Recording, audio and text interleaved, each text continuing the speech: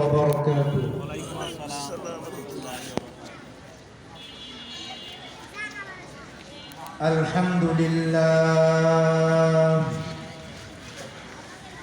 الحمد لله نحمده ونستعينه ونستغفره ونؤمن به ونتوكل عليه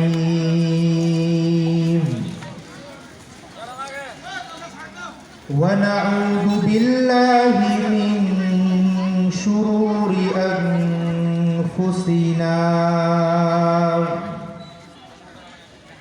ومن سيئات أعمالنا من يهده الله فلا مضل له ومن يضلله فلا هادي له ونشهد أن لا إله إلا الله وحده لا شريك له ونشهد أن سيدنا وسندنا وحبيبنا وحبيب أرواحنا ومولانا محمدا عبده ورسوله أرسله بالحق بشيرا ونذيرا وداعيا إلى الله بإذنه وسراجا وقمرا منيرا أما بعد فقد قال الله تعالى في كلامه المجيد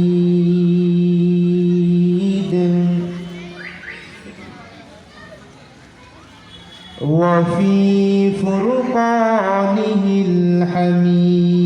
الحميد أعوذ بالله من الشيطان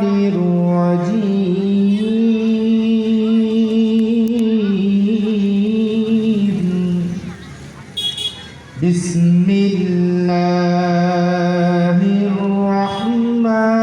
الرحمن الرحيم كل نفس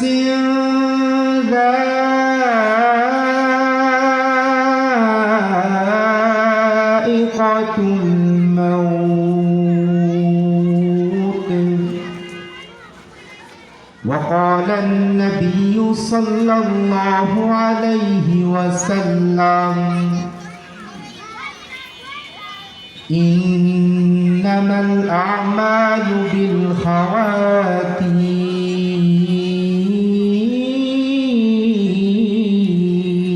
بالخواتيم صدق الله العلي العظيم আমরা সকলে নামাজের মধ্যে যে দুরূদ শরীফ পড়ি সেটা মুহাব্বতের সাথে পড়ি اللهم صل على محمد وعلى آل محمد كما صليت على إبراهيم وعلى آل إبراهيم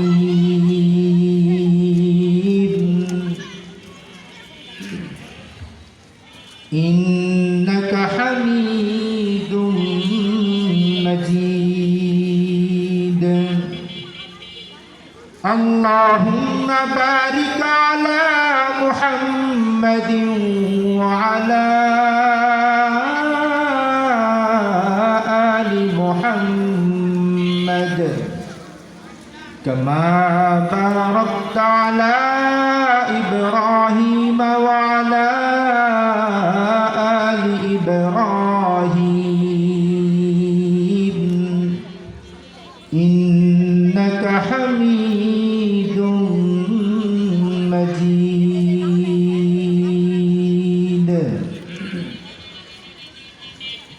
আমরা সবাই একটু জিকির করি। লা ইলাহা ইল্লাল্লাহ, লা ইলাহা ইল্লাল্লাহ, লা ইলাহা ইল্লাল্লাহ। আরো জোরে মহব্বতের সাথে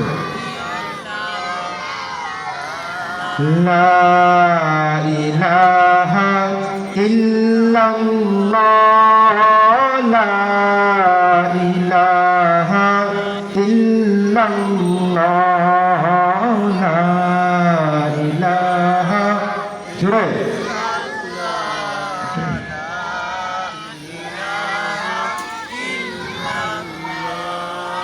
আমি পিছনের ভাইদের একটু লক্ষ্য করছি, একটু সামনে এসে পড়েন আপনারা, তাহলে মাহফিলের সৌন্দর্য বৃদ্ধি হবে। এসে পড়েন, সবাই সামনে এসে পড়েন। যারা মাহফিলের বাইরে আছেন সবাই জান্নাতের বাগানে চলে আসুন। লা ইলাহা ইল্লাল্লাহ, লা ইলাহা ইল্লাল্লাহ, লা ইলাহা ইল্লাল্লাহ, লা ইলাহা ইল্লাল্লাহ। আল্লাহর নাম করতে ভালো লাগে না খারাপ লাগে? খারাপ লাগে কার কার? একটু হাত তুলে দেখান তো। মাশাআল্লাহ মাশাআল্লাহ।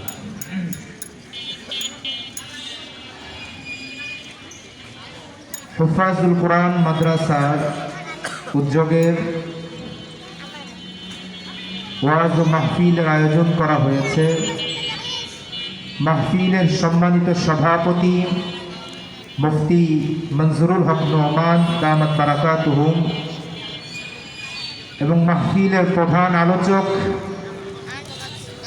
শাইখুল ইসলাম আল্লামা শাহ আহমদ শফি রাহিমাহুল্লাহ এর খলিফা উস্তাজুল আসাতিজা শাইখুল হাদিস মাওলানা আসআদ মাদানী দামাত বারাকাতুহুম হাফিজাহুল্লাহ, মুহতামিম জামিয়া হুসাইনিয়া ইমদাদুল উলুম ও খতিব বাইতুন নূর জামে মসজিদ মতিঝিল, দিগার হযরত উলামায়ে কেরাম, মুরব্বিয়ানে ইজাম এবং আমার অন্তরঙ্গ প্রেমিক, আল্লাহ প্রেমিক, রাসূল প্রেমিক, উলামা প্রেমিক, প্রাণপ্রিয় যুবক ভাই ও বন্ধুগণ, পাশাপাশি পর্দার অন্তরালে আমার শ্রদ্ধেয় মাতৃতুল্য মা ও বোনেরা, সকলকে মোবারকবাদ জানাই এবং যে মহান রব্বে করিম আমাকে আপনাকে যাচাই বাছাই করে সুস্থতার সহিত জান্নাতের বাগান, দ্বীনি মজলিস, আলেম উলামাদের মজলিস আসার বসার, দ্বীনি কিছু কথা বলার এবং শোনার তৌফিক দান করেছেন। এর জন্য অন্তরের অন্তরস্থল থেকে শুকরিয়া আদায় করি, বলি আলহামদুলিল্লাহ।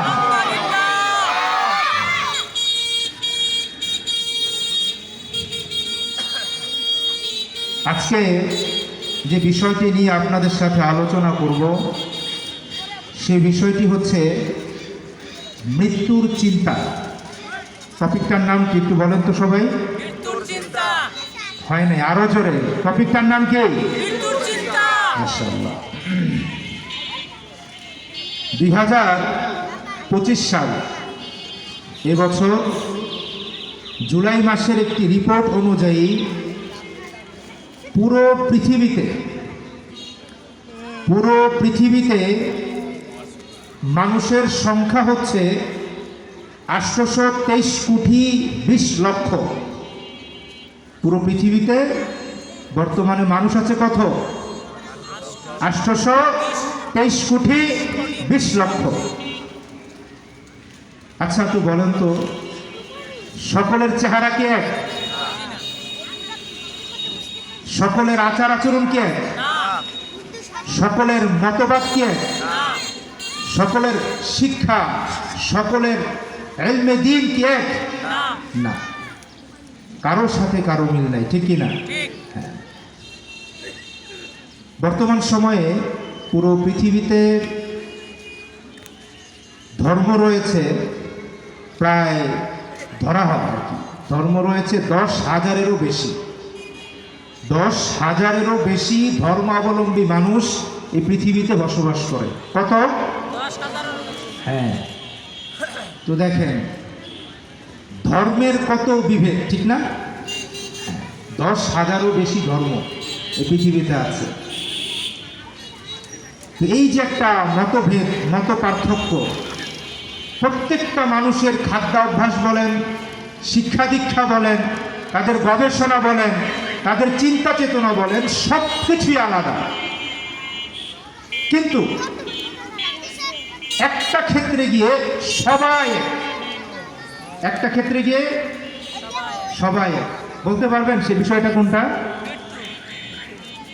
মাশাআল্লাহ, জোরে বলেন। হ্যাঁ, ভাই আপনার নাম কি? মাশাআল্লাহ, আল্লাহ তাআলা তার ইলম এবং আমলে বারাকা দান করুন, বলুন আমিন। একটা বিষয়ে সবাই একমত, সেটা হচ্ছে মৃত্যু। দুনিয়ার প্রত্যেকটা মানুষের ভিন্ন ভিন্ন মতামত থাকতে পারে, কিন্তু সবাই এক বাক্যে স্বীকার করে নিয়েছে যে দুনিয়ার বুক থেকে আমাকে চলে যেতে হবে, আজীবন থাকা যাবে না, ঠিক কিনা? হ্যাঁ। তো আল্লাহ তাআলা বলেছেন যে প্রত্যেকটা মানুষকে মৃত্যুর স্বাদ আস্বাদন করতে হবে। এটা কার কথা? হ্যাঁ।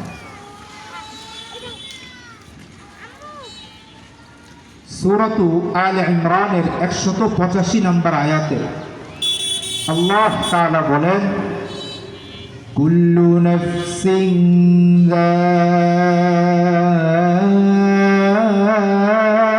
যায়িকাতুল মাউত। সুবহানাল্লাহ। আল্লাহ তাআলা বলেন প্রত্যেকটা প্রাণীকেই মৃত্যুর স্বাদ আস্বাদন করতেই হবে।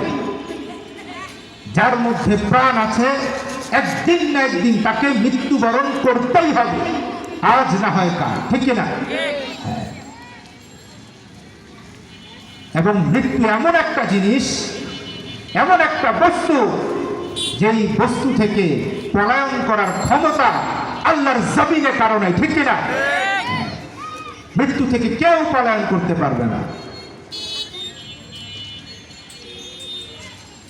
সূরাতুন নিসা আয়াত নাম্বার ৭৮ আল্লাহ তাআলা বলেন, আইনামা তাকুনু ইউদরিকুমুল মাউত ওয়ালাউ কুনতুম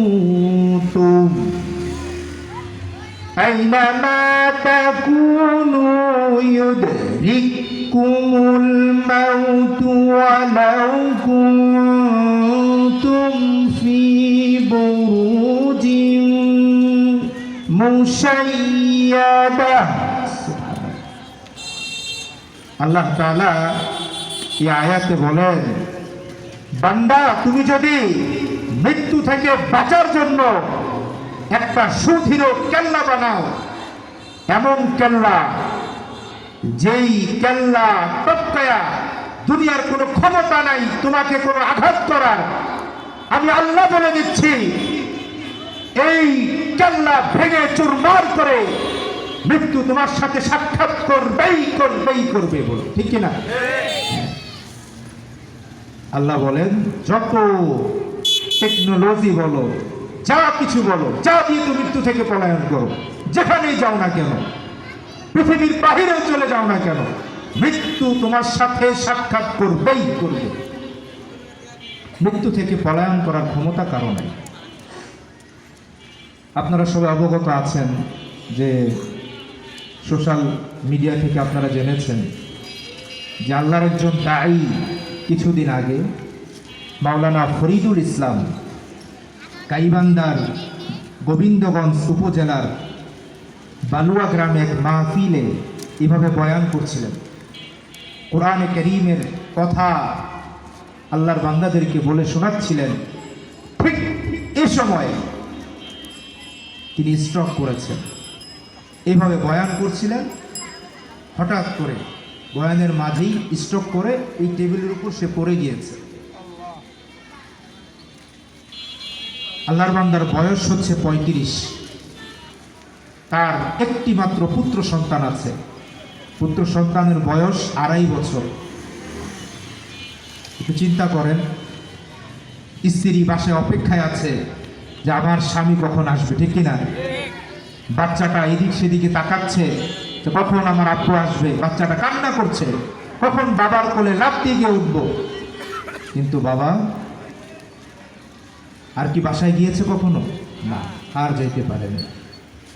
এই যে আমরা আজকে এখানে এসেছি, হতে পারে এটা আমাদের জীবনের শেষ মাহফিল, ঠিক কিনা? হতে পারে কি না? কারো কোনো সন্দেহ আছে? না। এই যে আমি এখানে আল্লাহ তাআলার অশেষ মেহেরবানিতে আপনাদেরকে কথা শোনাচ্ছি, আমার মাও বাসায় অপেক্ষায় আছে। ওই যে আমার বাবা বসে আছে। চিন্তা করেন, আমার মা তো অপেক্ষায় আছে কখন ছেলে আসবে, জিজ্ঞেস করবো আব্বু কেমন বয়ান করছো, কি করছো না করছো, ঠিক না? হতে পারে এটি আমার জীবনের শেষ বয়ান। আমি জীবিত এসেছি, মৃত যেতে পারি, ঠিক কিনা? মৃত্যুর খবর কি আমরা জানি কখন মারা যাব? তাহলে আমাদের কি করতে হবে? ঠিক এই মুহূর্তে 1 সেকেন্ড দেরি করা যাবে না। এই মুহূর্তে অতীতে যা হয়েছে হয়েছে। জানেন, আমরা এমন একজন মালিক পেয়েছি, এমন একজন রব পেয়েছি। আমার রব কোরআনে কারীমে এমন ভাবে একটা আয়াত পেশ করেছে, আপনারা শুনলে অবাক হবেন। আল্লাহ তাআলা কেমন যেন বান্দার মাথার উপরে এভাবে হাত বুলায়া বুলায়া বলছে, বান্দা লা তাকনাতু মির রাহমাতিল্লাহ, বান্দা আমার রহমত থেকে কখনো নৈরাশ হয়ো না। তুমি হয়তোবা এমন গুনাহ করছো, এত পরিমাণ গুনাহ করছো, তোমার গুনাহ আসমান জমিন ভরে গিয়ে 7 আসমান ভরে গিয়েছে। বান্দা তুমি চিন্তা করো না, আমি এর চেয়ে বড় রহমত, এর চেয়ে বড় দয়া নিয়ে তোমার সাথে উপস্থিত হয়ে যাবো। বলে সুবহানাল্লাহ। এর জন্য ভাই আপনাদেরকে উদাত্ত আহ্বান জানাবো, যা হওয়ার হয়েছে, এবার একটু আল্লাহর রাস্তায় ফিরে আসুন। এই যে আপনারা যারা এখানে এসেছেন, আপনাদের যার যত বয়স আছে, একটু আশপাশে চিন্তা করেন তো, আপনার চাইতে কম বয়সের মানুষ ইন্তেকাল করেছে না? হ্যাঁ, আপনার চেয়েও বেশি বয়সের মানুষও মরেছে। এমন আছে দেখেন, ছোট বাচ্চাও মরে গিয়েছে, ঠিক না? হ্যাঁ, আমরাও মরে যাব। এর জন্য আমাদের উচিত জীবনে যা হওয়ার হয়েছে, আমরা কি একটু ওয়াদা করতে পারি না? একটু কি আল্লাহর জন্য ওয়াদা করতে পারি না? আল্লাহ জীবনে যা করেছি করেছি, এখন থেকে আল্লাহ চেষ্টা করব তোমার পথে চলার জন্য। একটু বলা যায় না? একটু হাত তুলুন তো সবাই, একটু আল্লাহকে দেখান, আল্লাহ জীবনে যা করেছি করেছি, আল্লাহ আপনি আমাদেরকে মাফ করে দেন। আল্লাহ সামনের জিন্দেগিটা আপনার জন্য ওয়াকফ করে দিলাম, আল্লাহ আপনি কবুল করে নেন। বলুন আমিন। মাশাআল্লাহ, হাত নামান, হাত নামান। আমি একটু উদারত আহ্বান জানাবো, ভাই একটু প্যান্ডেলে চলে আসি সবাই, তাহলে মাহফিলটা সুন্দর হবে। একটু আসি, প্যান্ডেলে আসি সবাই, জান্নাতের বাগানে চলে আসি, একটু জিকির করি। লা ইলাহা ইল্লাল্লাহ, লা ইলাহা ইল্লাল্লাহ। কোথায় আপনাদের আওয়াজ? কোথায়? আল্লাহর নামটা বলেন না একটু মন থেকে। লা ইলাহা লা ইলাহা ইল্লাল্লাহ। বলো বলো বলো।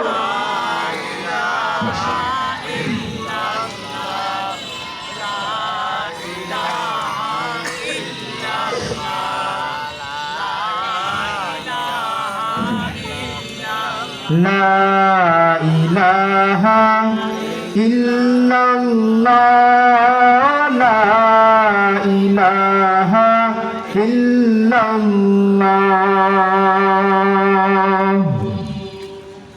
বুখারী শরীফের 6607 নম্বর হাদিস।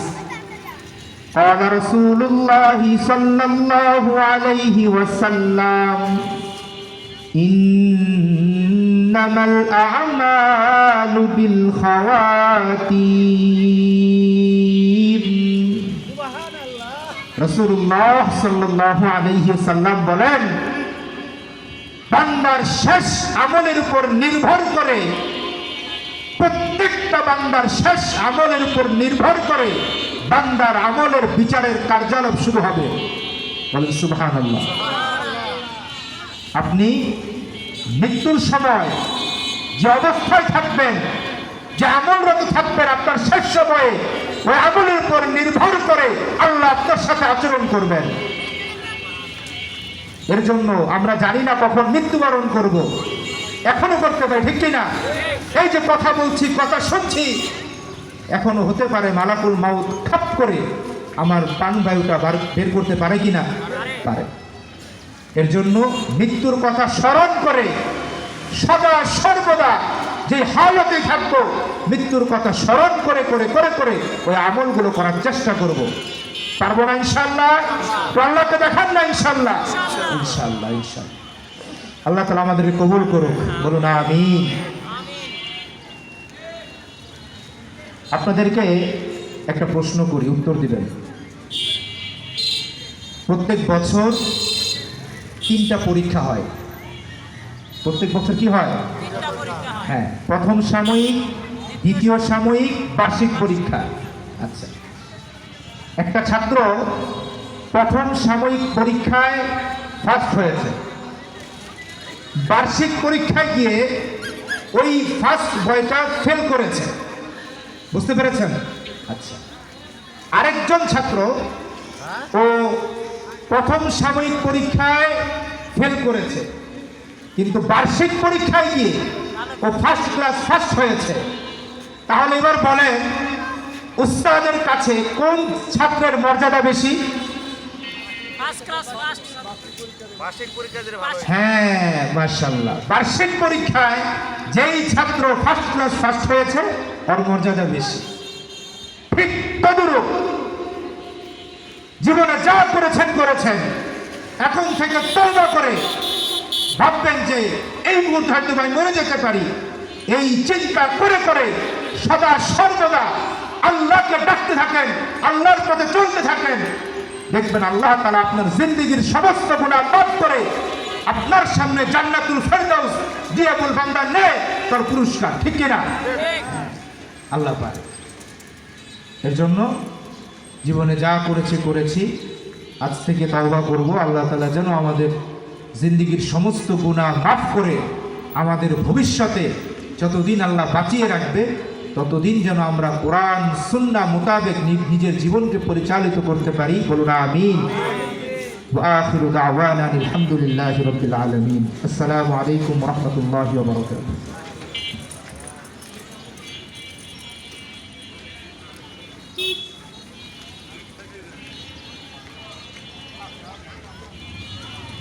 মাশাআল্লাহ।